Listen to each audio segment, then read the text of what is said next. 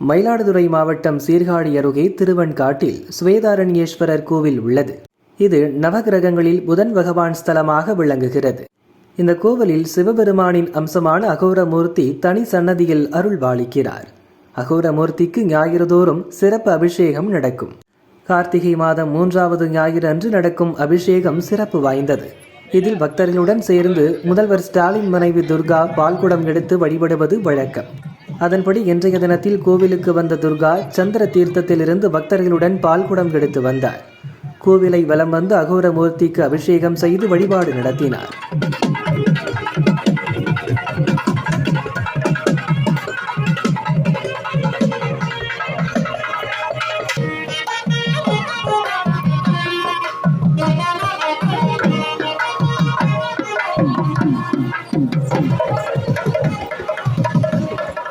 தொடர்ந்து அவர் அம்பாள், நடராஜர், புதன் பகவான் சன்னதிகளுக்கு சென்று வழிபட்டார்.